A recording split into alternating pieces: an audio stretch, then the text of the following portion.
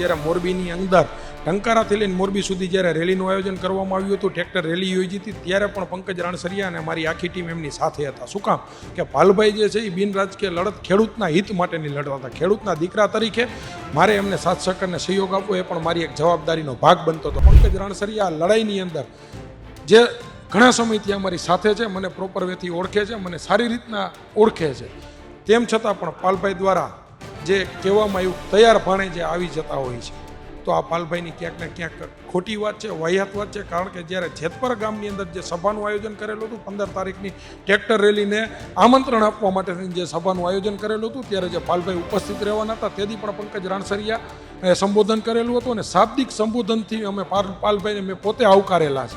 જેતપર ગામના પાદરની અંદર પાલભાઈ હોય, જિજ્ઞેશભાઈ મેવાણી હોય, લાલજીભાઈ દેસાઈ હોય, અને 2 થી 3 વખત મેં શાબ્દિક સંબોધનથી મેં માન સન્માન આપેલું છે. અહીંયા માત્ર આપણે નાસ્તો કરવા માટે રોકાવાના છીએ.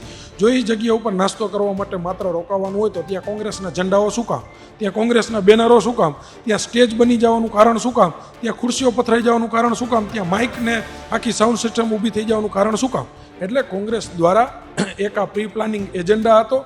ખેડૂતોના ખંભે બંદૂક રાખી અને ખેડૂતોના ખંભે બંદૂક ફોડવા માટેની તૈયારી હતી. કારણ કે અત્યારે ગુજરાતના 54 લાખ ખેડૂતો જાણી ચૂક્યા છે કે 30 વર્ષ ત્યાં વિપક્ષ તરીકે કોંગ્રેસે જે ભૂમિકા નિભાવી છે, એની અંદર એક પણ ખેડૂતના હિત માટેની વાત આ કોંગ્રેસ કરી શક્યું નથી. ત્યાં પણ અમે ઢોલ નગારા સાથે અમે ઉજવણી કરતા જોઈ રહ્યા છીએ. શું કામ કે ખેડૂતોના હકની વાત ચાલતી હતી એટલા માટે. અમને ખુદને નહોતી ખબર કે આ માત્ર ને માત્ર વાત સભા પૂરતી સીમિત થઈ જવાની છે, સમજો.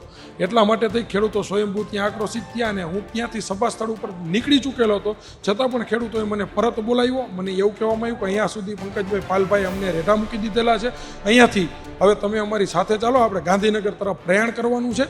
અને હું ખેડૂતોની સાથે ખેડૂતોના હકની લડાઈમાં ગાંધીનગર તરફ જવા માટે થઈને જોડાયો. કોંગ્રેસ દ્વારા જેમના ઉપર આક્ષેપ કરવામાં આવ્યો કે આ પંકજ રાણસરિયા છે, તેમના દ્વારા આખી જે આંદોલન છે તે બગાડવામાં આવ્યું, નિષ્ફળ કરવામાં તેમનો આ છે. પંકજભાઈ આપણી સાથે છે, તેમની સાથે વાત કરું. પંકજભાઈ, તમારા પ્રદેશ નેતાઓ ન જવાનો, આગલા દિવસે તેમના વિડીયો પણ આવી ગયા હોય કે અમે નથી જવાના, તો તમે આમ આદમી પાર્ટીના નેતા તરીકે આ આંદોલનમાં શા માટે સાથે ગયા હતા?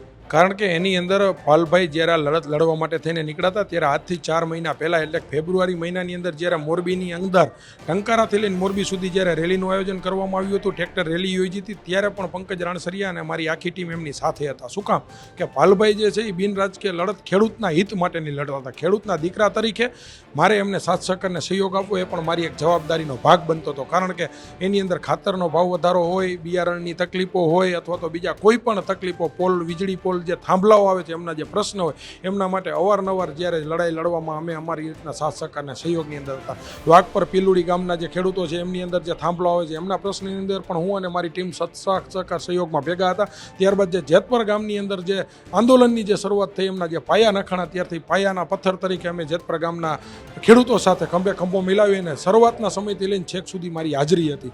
પાલભાઈ પણ જાણતા હતા પંકજ રાણસરિયા લડાઈની અંદર જે ઘણા સમયથી અમારી સાથે છે, મને પ્રોપર વેથી ઓળખે છે, મને સારી રીતના ઓળખે છે, તેમ છતાં પણ પાલભાઈ દ્વારા જે કહેવામાં આવ્યું તૈયાર ભાણે જે આવી જતા હોય છે, તો આ પાલભાઈની ક્યાંક ને ક્યાંક ખોટી વાત છે, વાહિયાત વાત છે. કારણ કે જ્યારે જેતપર ગામની અંદર જે સભાનું આયોજન કરેલું હતું, 15 તારીખની ટ્રેક્ટર રેલીને આમંત્રણ આપવા માટેની જે સભાનું આયોજન કરેલું હતું, ત્યારે જે પાલભાઈ ઉપસ્થિત રહેવાના હતા, તેથી પણ પંકજ રાણસરિયા સંબોધન કરેલું હતું અને શાબ્દિક સંબોધનથી અમે પાલભાઈને મેં પોતે આવકારેલા છે. જેતપર ગામના પાદરની અંદર પાલભાઈ હોય, જિજ્ઞેશભાઈ મેવાણી હોય, લાલજીભાઈ દેસાઈ હોય, અને 2 થી 3 વખત મેં શાબ્દિક સંબોધનથી મેં માન સન્માન આપેલું છે.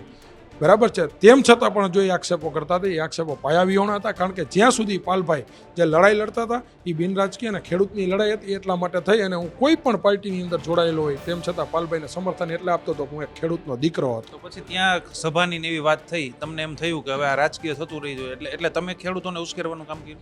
ના, એની અંદર ખાસ વસ્તુ એવી હતી કે જે જગ્યાએથી તમામ ખેડૂતો જે ભેગા થયા હતા, એની વાત એવી હતી, આપણે ગાંધીનગર જવાનું છે, આપણો હક માગવા માટે જવાનું છે, સરકારને અલ્ટિમેટમ આપવા માટે જવાનું છે.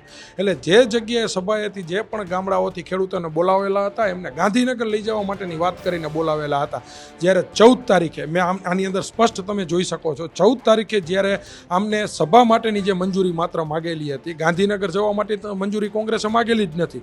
19 પાસે સભાની મંજૂરી માગેલી હતી, એ 14 તારીખે માગેલી હતી. તેમ છતાં પણ એને 15 તારીખે જ્યાં સુધી સભા સ્થળે પહોંચે છે, ત્યાં સુધી ખેડૂતોને જે ગુમરાહ કર્યા, ખેડૂતોને જે અંધારામાં રાખ્યા, એના કારણે ખેડૂત સ્વયંભૂ રીતના ઉશ્કેરાયો. સમજો, કારણ કે ખેડૂતો આવ્યા હતા શેના માટે? એના હકની લડાઈ સરકાર પાસે માગવા માટે, ગાંધીનગર જવા માટે. અને એ એવું કહેતા હતા કે આપણે ભાઈ ગાંધીનગર જવાનું છે, આપણે કોઈ સભામાં બેસીને તાલીઓ પાડવા માટે આવ્યા નથી. તેમ છતાં પણ ખેડૂતોને ડાયવર્ટ કરવા માટે થઈને કોંગ્રેસો દ્વારા એવા આક્ષેપો, એવી વાતો વાહિયાત ચાલુ કરવામાં આવી કે અહીંયા માત્ર આપણે નાસ્તો કરવા માટે રોકાવાના છીએ. જો એ જગ્યા ઉપર નાસ્તો કરવા માટે માત્ર રોકાવાનું હોય તો ત્યાં કોંગ્રેસના ઝંડાઓ શું કામ? ત્યાં કોંગ્રેસના બેનરો શું કામ?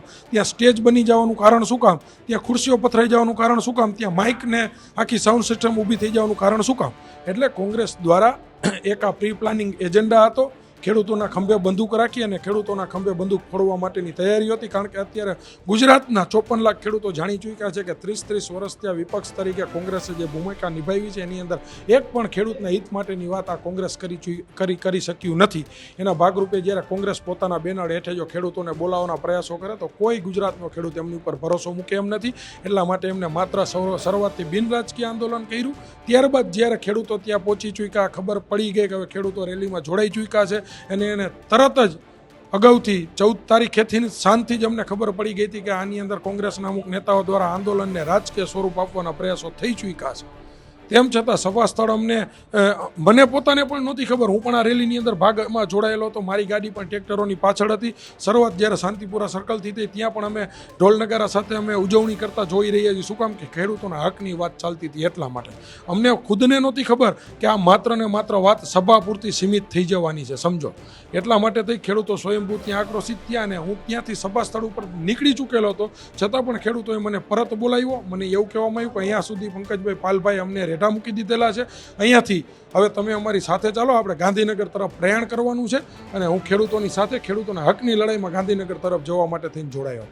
બિલકુલ. તો આમ આદમી પાર્ટીના નેતા પ્રવીણ રામ અને જેમના ઉપર કોંગ્રેસ દ્વારા આક્ષેપ લગાડવામાં આવ્યો હતો તેવા પંકજભાઈ રાસુરિયાએ આ તમામ આક્ષેપોનો જવાબ આપ્યો અને સામો કોંગ્રેસ સામે આક્ષેપ કર્યો કે તેમનું પહેલેથી જ પ્રી પ્લાનિંગ હતું ઓગણજ ખાતે સભા કરવાનું, માત્ર ખેડૂતોના નામે તેઓએ આખી પોતાને લાઇમલાઇટ લેવાની વાત હતી તેવા પણ આક્ષેપો છે તે આમ આદમી પાર્ટી અને પંકજ રાસુરિયા દ્વારા કરવામાં આવ્યા છે. હવે આનો કોંગ્રેસ શું પ્રત્યુત્તર આપે છે તે પણ જોવું મહત્વનું રહેશે. રોનક મુઠિયા, ગુજરાત તક, રાજકોટ.